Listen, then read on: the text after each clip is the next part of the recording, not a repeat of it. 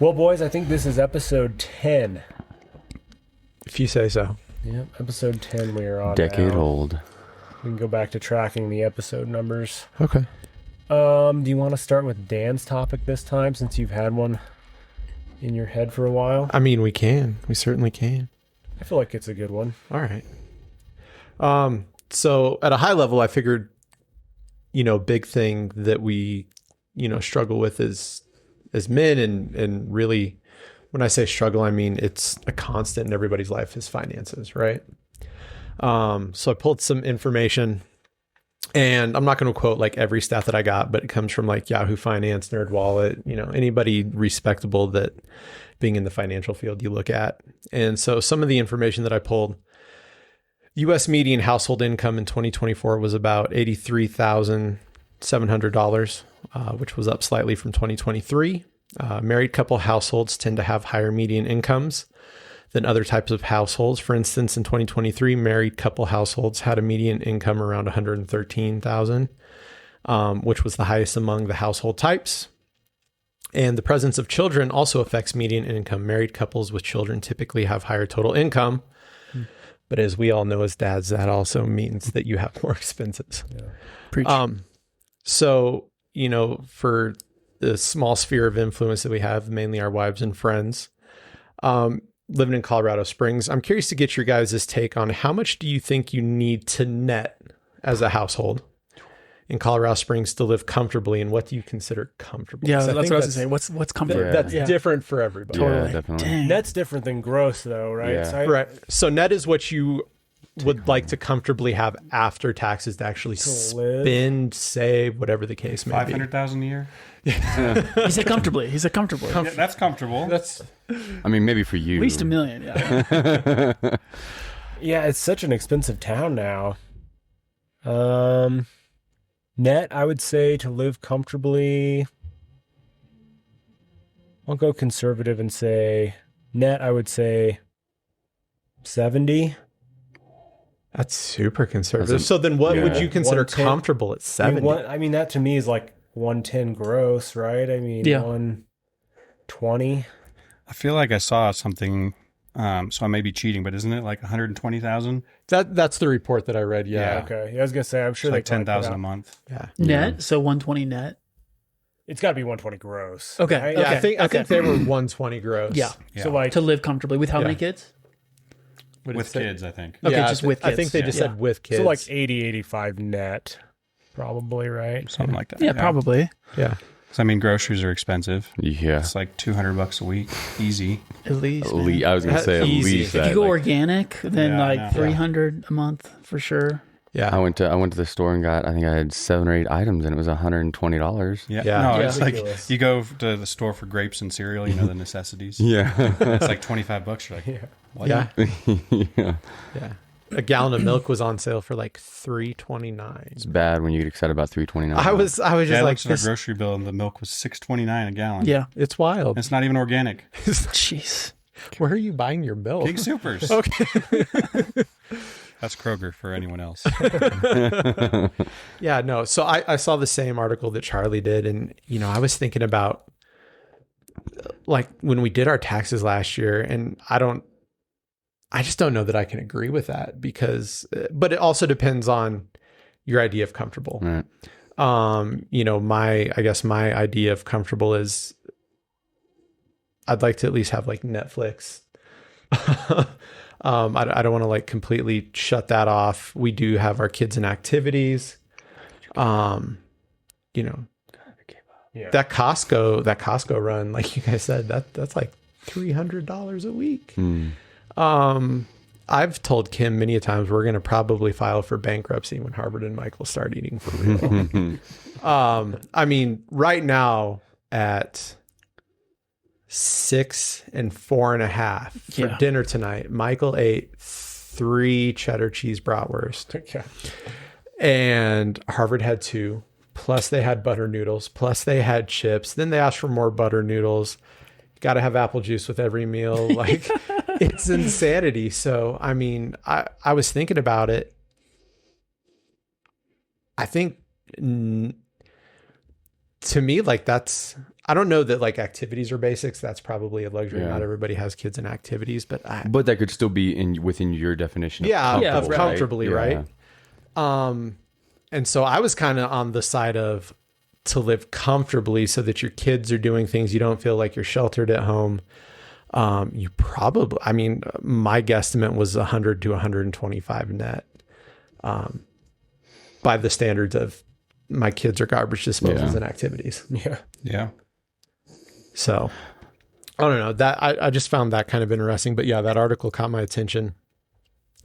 But let's get a little bit more picky on it because this is the stuff that we as dads have to deal with. A household financial insecurity, so not secure, insecurity report in 2024 showed that 36.4% of U.S. households reported somewhat or very difficult time paying usual expenses in recent weeks. So food, housing, medicine, things of that nature. That percentage has increased a couple points from 2022 when they did that last piece. The biggest age group that they found struggled the most was 18 to 24-year-olds. So it doesn't totally surprise me. We're not the smartest when we're 18 to 24. But this is one that really caught my attention. In one survey, 64% of couples admitted that financial incompatibility was a problem for them. Mm-hmm. So I want to use that as a diving off point because being in the financial field, working with individuals, one of the biggest things when I had conversations with couples was separate bank accounts versus joint bank accounts. 77% of married couples with assets had at least one jointly held account. Doesn't mean all their money was jointly held. They just had a jointly held piece, which is actually down from 85% in 1996. The 2023 mark was 77%. 2023 among opposite sex married couples, so man and woman, 79% of those married 9 to 13 years held bank accounts jointly compared to 68% among those married 4 to 8 years. So kind of trickles up as you get older. So they combine bank accounts. They combine bank accounts over time, kind of as a, hey, we're probably in this for the long haul versus the let's keep it separate in case things don't go well piece. Couples with minor children are more likely to have joint bank accounts compared to those without children.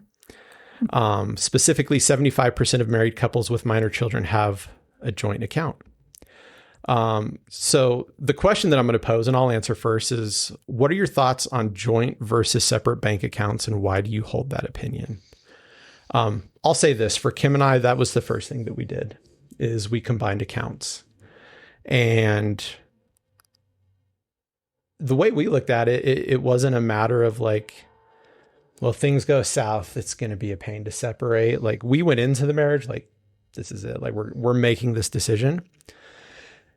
And it just, to us, it was like, we're going to be, paying a rent or a mortgage. We're going to be buying groceries.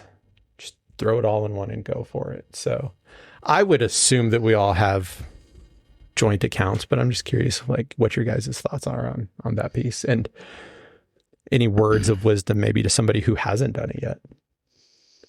Yeah, I mean, going off what you said, we made that conscious decision too, right when we got married. It's like, no, we're married, and then immediately created the accounts or the account. We have sub accounts, but they're still joint. Like we still have fun money, as we call it. So we'll set aside a portion of our monthly income, but it's never been like my income or Hannah's income when she was working, but it's always been our income. And it's the income that God blesses us with to provide for our family. And that's the way we look at it. And so, that's what we went into marriage with. That's what we still do 12 years later. And, I honestly don't think we thought about money, which I know is crazy to say because that's the number one thing for married couples is fighting about finances. But we both have a very similar mindset on how to run our finances. And so the joint bank account is for sure. I think that's a big key, is looking at it as both of your income, especially with like the way when Megan and I first got married, neither of us were making much money. And so it was easy to be like, oh, yeah, it's our income. We're both working for close to minimum wage. And then she supported me through, a decade of school. But like, I didn't do that on my own. Like, she supported me through it. She was the only one working for a short period of time. And she helped me navigate that for years and years and years. And, paying college loans back and stuff. And so just because I make the majority of the income, I've never looked at it as like, just me working, even when Megan wasn't working at all. It is our income. So yeah, we're the same. That was one of the first things we did as a young married couple, was combined accounts, and got all that sorted away, because I think it helps you have the right perspective of like, there's not an out here. We're not going back to singlehood anymore. There's not an option to abandon this endeavor. Same thing with kind of like, we didn't experiment with living together beforehand either, because it's like we're either doing this or we're not. So Yeah, I mean, I'm just thinking about it, like separate bank accounts. It seems like an easy way to be selfish. Yeah. Are you sure I need to pay for that bill this month? I think you used that more than I did. yeah. That seems like problematic. On a side note, though, how much did you make at Albertsons when you got married? I have a pay stub somewhere, actually. Were you I making wanna like say- $7 an hour? No, it was like 10 when I was in produce. Oh, okay. So when I was just a bagger, I think was my title. Like, Produce was living the highlight. No, Like that when you was- spun the grapes? This is my yes, second that reference to was grapes now. That was that was the moneymaker. I think it was like 10 something an hour working in produce. Yeah, I started as a bagger. So like my job was to put the groceries in a bag. In hindsight, $7 for that is pretty Not good. bad, dude. They make us do that for free now. I mean, I think I would almost take it back to like in scripture, just as far as when a man and wife do get married and the two become one flesh, in that sense, to where that's always kind of been part of me. I mean, that's how I was raised, but looking at it from that standpoint, we're not partners working at this, we're a household. And so that was important for us too. And I mean, and it's varied. I mean, normally, I think it's safe to say like I've usually been the breadwinner, if you will. But I mean, there's been times where if stuff slows down for me, we wouldn't be able to get by without her. And so we've also kind of never looked at it that way. Like, I mean, usually we'll get paid at different times. Like she gets paid once a month, I get paid once a month, but usually it's varies compared to her, whatever she's working. And then with my job, but it's always kind of been what's yours is mine and what's mine is yours. I mean, and I think there's a level of intimacy with that too. Because there's a level of intimacy and a level of accountability as well, to where it's not just like, all right, well, I've paid my bills this month and I still have X amount of dollars left over, so I can go do whatever I want. You're pretty much tapped out after paying your part of the bills. Sorry, Right. tough for you. Like, I think it's a level of coming together as one, to where you're like, no, we're a team. We pay our bills together. We raise our kids together. Why wouldn't we work together to be able to provide the money for it? Yeah. And so I think that's a big thing for us. And because Leondi, ever since we like kind of started talking about marriage and everything, she always made sure I knew. She was like, I don't want to be a stay-at-home mom. She was like, I love kids and I want to have kids, but I also enjoy, like, she enjoys to work. And so when she's able to find, like with her employer now, like she was able to find a niche that she really enjoyed, and she's like, she gets that sense of fulfillment from that. And so she's always enjoyed it. But yeah, it's always been kind of a just teamwork effort to go at it from there. And I think that kind of helped us jump into it. Granted, it was a little bit more difficult because when she moved here, there was a lot more loophole. She didn't have a bank account when she moved here. So it was one of those things more where like, okay, well, let's get you on now, so that way you can have money to spend, because she couldn't even work when she first moved to the States. But yeah, I think I know everybody has their take, but my take would be, I think it's important for married couples to share a bank account, just because it doesn't give you that out. Mm-hmm. You're in it for the long haul. Like, you're not hedging your bets. Yeah. So Yeah, some of the arguments that I've heard for separate bank accounts Okay. are things like because Chris and I have a joint account as well, but and same thing with you, Chris. Chrissy didn't have, and I mean she had one in South Africa, but Yeah. it was like, okay, I'm just added her to all of my stuff. But I've heard it's nice to have separate accounts so that I can buy something for her without her knowing, or it's nice to be able to have our fun money and keep that separate. So I think like you hear some of those, but I also think that it's much more important to have the intimacy piece, like you were saying, Chris, because I think that there may be some pros and just some things that logistically might be a little bit easier, but there's ways to overcome that with a single Absolutely. account that are very easy. Don't go on the bank account this month. Yeah, exactly. Don't check the account. Yeah, Craig's yeah. like, no problem. Yeah, exactly. I wasn't planning on it. Ours isn't the bank account. It's like staff at Amazon, please. Yeah, there you go. Yeah, there you go. But I think the intimacy piece, because I think like why would someone be motivated to keep their accounts separate? Is it because you're afraid that she's going to see what you're spending money on? Is it that you're afraid that she might tell you that she doesn't want you to be buying X, Y, or Z? Right. I think a lot of times it's just gives you a way to avoid some of those conversations that you don't want to have. And a part of what makes marriage work is having those tough conversations. And the more transparent, the more vulnerable, the higher level of intimacy you have, it makes your marriage better. Yeah. And there might be things that she's going to say that you don't want to hear, or vice versa. Better to have that conversation than to let it fester and go unsaid for however many years, because eventually it's going to come out. And maybe now finances are fine. You don't need to talk about things. Maybe you can get away with it now because you're making enough money that it doesn't matter. But what happens when things get really tight and then you need every penny, and then she starts scrutinizing what you're spending money? Like, you've been paying for this whole time, or going back to the porn thing. Like I've heard, just from people like, wait, you've been paying for this whole time. Yeah. And so just, stuff like that, like just eliminate all of that and then have the conversation. Like if there's something that you don't want her to see, okay, that's a conversation that you need to have. Yeah.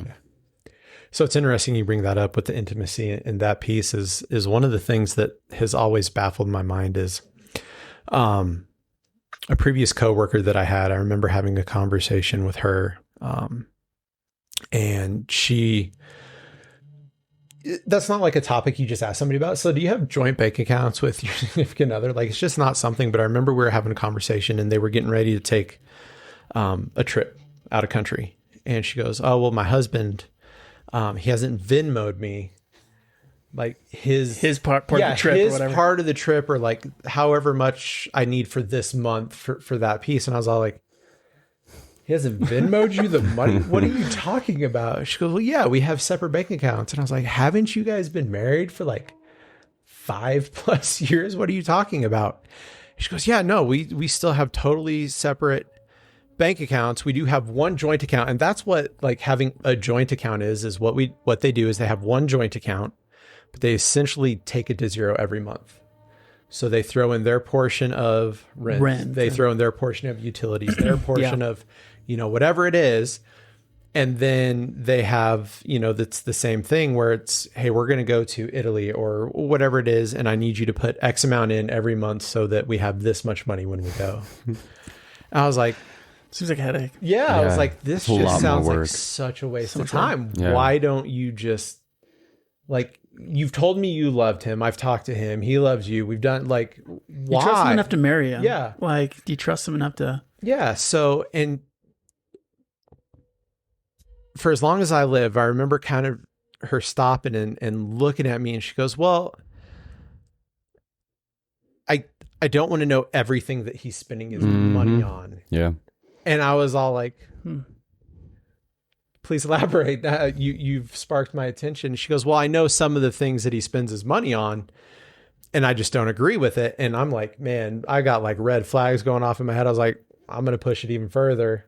So what's he spending his money on that you don't like? And it's exactly what you would think it was. There was a piece to it that was gambling because he was big into sports. I'm going to assume he probably wasn't good if that was a problem. And the second thing was the pornography piece. Yeah. And I was like, just because you don't want to see it, like I believe her words to me something like, I'd just rather not know. I'd rather just send me the money for what we need and go about life. And I'm like, that's a problem. There's an intimacy piece there. Yeah, There's for a sure. trust piece there. Like just because you're ignoring it doesn't make it go away. And so, I kind of looked up some information around that piece on secrets and transparency. This one probably shouldn't have blown my mind, but it did. Financial secrets are apparently relatively common, and up to 40% of Americans in committed relationships have kept a financial secret. This could be the way they spend, debt, accounts that they're not telling about, things of that nature.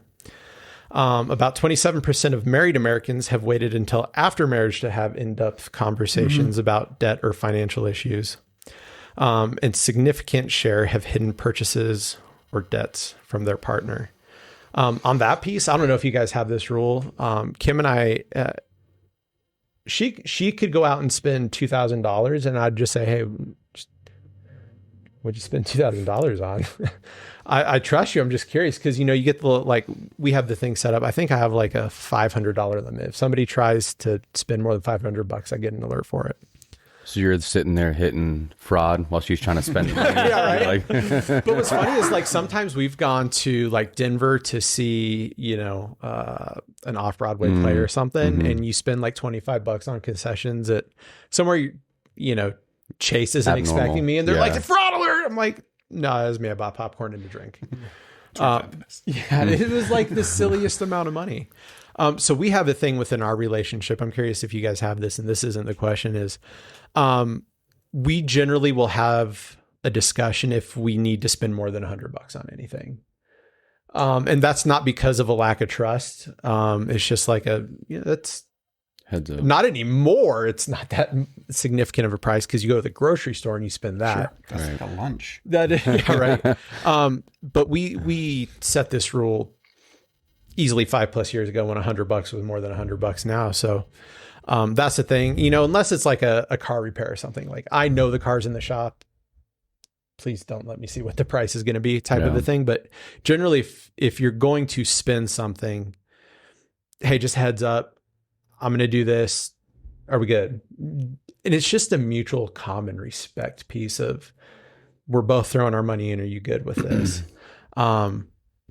So side question, do you guys have anything like that in your marriages? I love it personally. I don't think we have a spoken rule. I think like any big purchase we're both aware of, so it's not Yeah. a shock. I think when it happens, we don't have like a cap or anything. But if it's substantially over $100, we both know about whatever we're spending Right. money on. Usually, I think. Same. Yeah, I would say ours is more for like I don't want to call it frivolous things, but things you're like, do I really need this? And then we'll have a conversation of it. Yeah. But yeah, no specific dollar amount or anything like that. Yeah. If Megan spent $2,000, I'd be like, Megan, what the?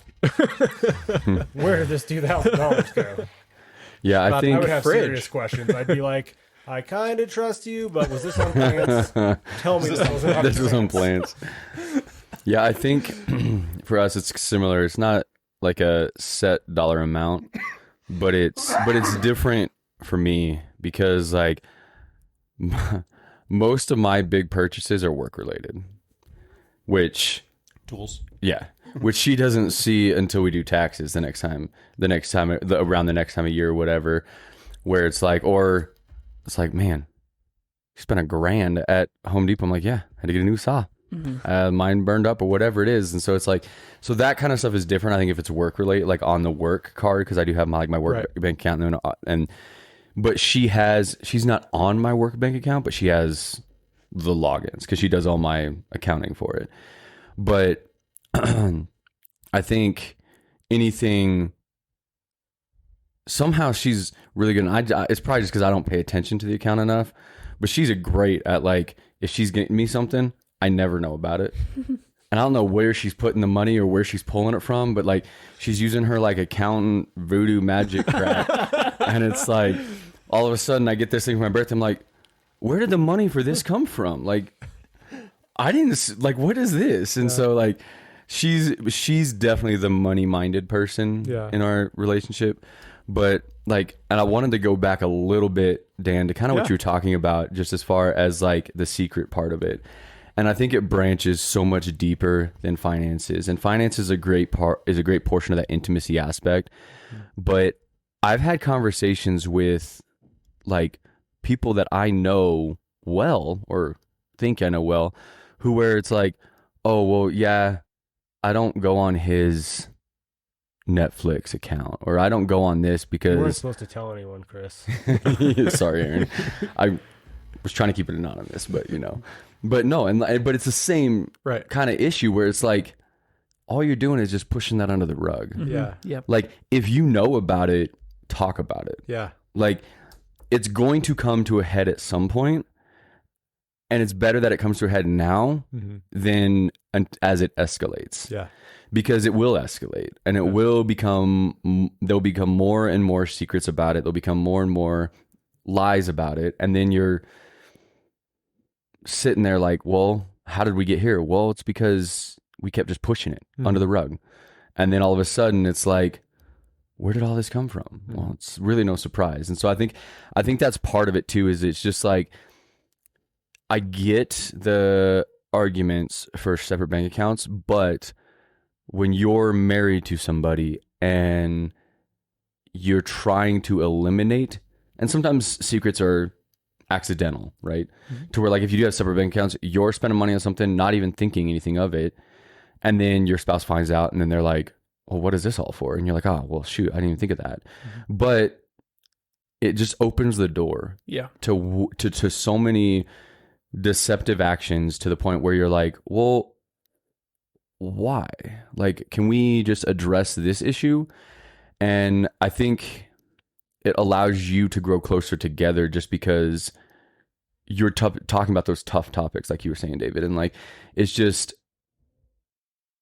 to me, that's what separate bank accounts can lead to. And I'm not saying it will for everybody. Some people, if both individuals are great with their money, they trust each other, whatever it is, but the excuses you laid out that your friend had given you were kind of like, is it though? Like, is that the reason why there's a joint bank account, or are there reasons that either you or your significant other don't want to bring up as to why you want to have separate bank accounts? That you're just like, hey, like, hear no evil, see no evil, it doesn't exist, whatever. Just in denial. Like, yeah, you live in denial, and it's dangerous, and it can lead to a lot of problems in marriage as time goes on. 1000%. Yeah. So the question I actually had, like, on the secrets and transparency pieces, we've kind of already hit it, what transparency looks like for you guys and why it's important. I think we've all kind of covered that, unless anybody has anything to add to it.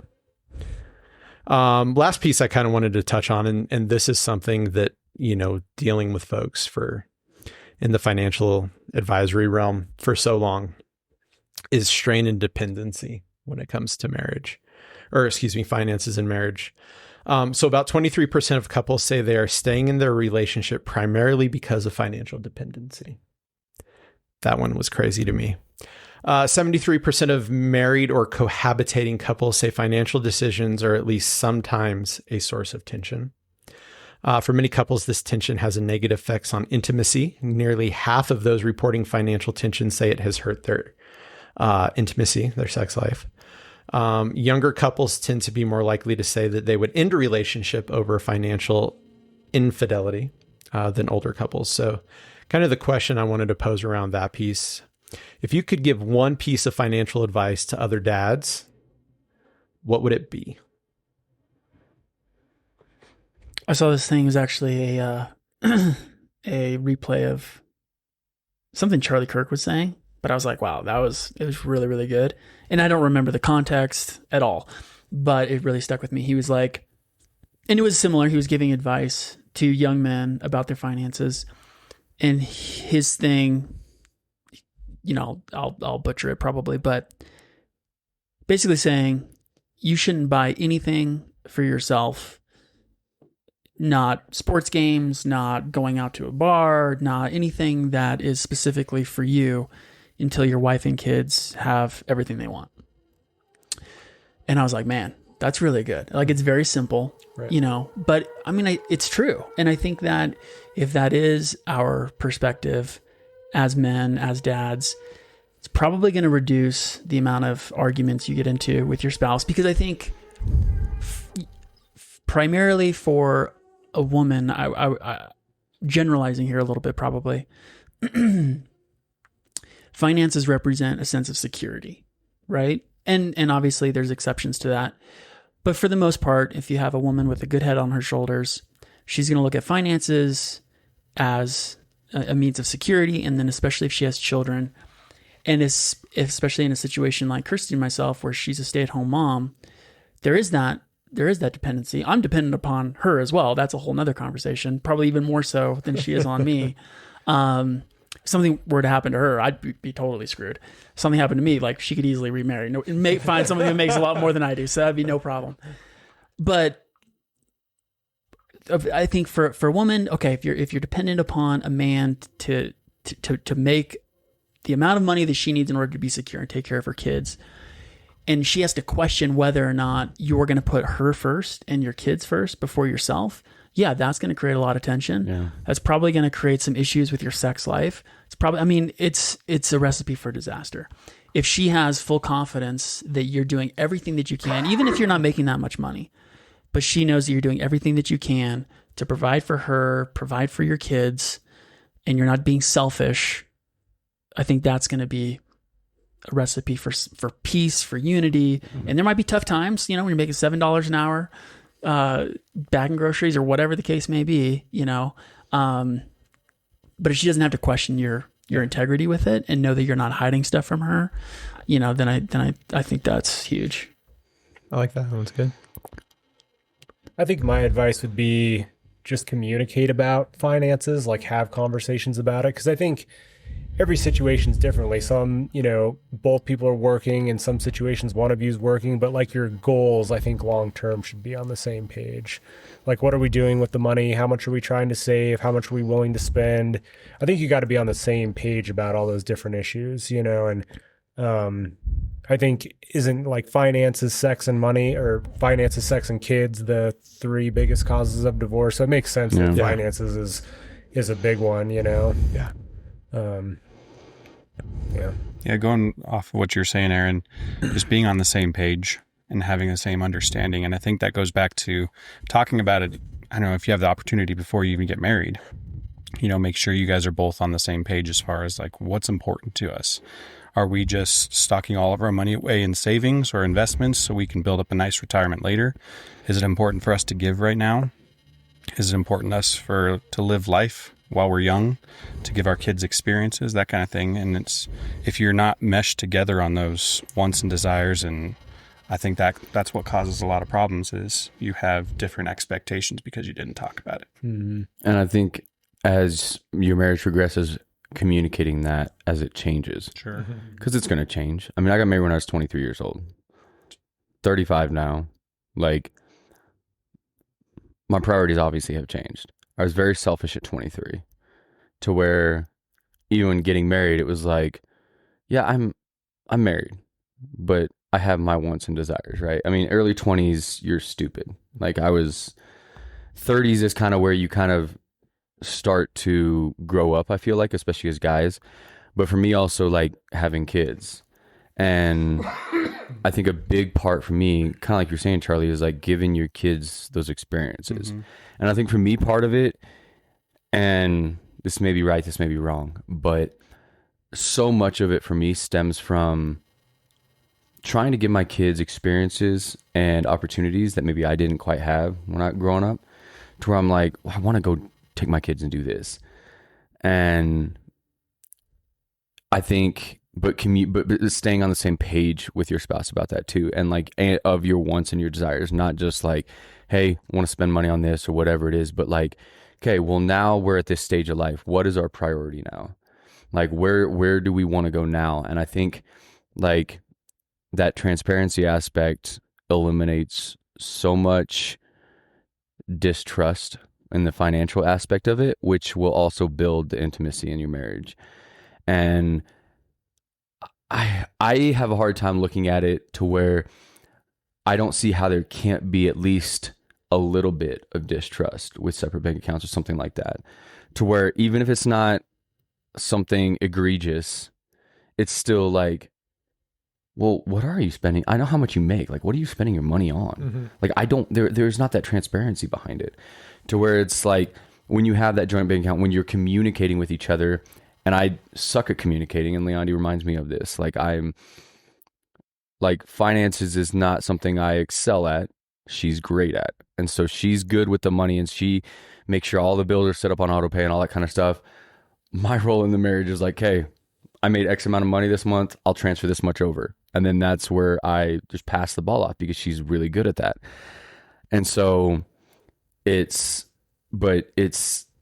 and I'm not even saying I'm good at this part of it, but like being transparent about how your goals shift as the marriage progresses. When you have kids, when your kids get older, as your kids get into more and more sports or extracurriculars or whatever it is, as your kids approach college age, and just as you go, you just have to continue to communicate that and just grow with each other, because both of your perspectives and both of your goals are going to change. And I will say, definitely did not do that aspect getting into it at 23 years old. We did not talk about finances. We were like, we're fine. I'll work. We'll get married. You'll get a job. We'll be fine. And like, could we have done it better? For sure. Yes. But like, that's part of the learning curve with it, is like, and then you just kind of grow together. And yeah, I think it's really good. And it's not, I hate some of the conversations, especially when we've had slow months or whatever it is, but it's good for our relationship. And it's definitely something that I need to get better at in order to be able to support her better at. Yeah. And I mean, even if your goals change, you're at least communicating, being on the same page. Right. Exactly. Does anyone have any final thoughts for dads on money before we wrap this episode? I'll I have say some this. follow-up questions on money, but I want to wait till next week. So I would say I have a 1A, 1B suggestion from being in that realm is, number one, have joint bank accounts. Yeah. It makes life simple. And number two, at minimum of quarterly, I suggest that every couple sit down and kind of have like a budgetary meeting, as much as they suck. Right. Hey, we're bringing in this much and we're doing this for the rent or the mortgage, and we're doing, just make sure you guys are generally on the same page. One of the things that the hardest conversations that I would have are with older couples or couples who suddenly lost the significant other, and they'd call in and be like, I'm trying to figure out, where the money is, how much money is there. Yeah. I don't know the passwords. I don't know why it's set up the way it is. Dave Ramsey always says, one of you is going to be more in tune with money than the other, but you both need to sit down and talk about it, because you just never know. Thank you for quoting Dave Ramsey once this episode. I've been staring at his face on the book up there, just like, don't judge me, Dave. Don't judge me, Dave. No, that's a good point, Dan. That's why I you like have that. to be Dave-ish. Yeah. All right, boys. Well, remember your outfits so we can wear the same thing next week. Okay. Sounds good. Yes.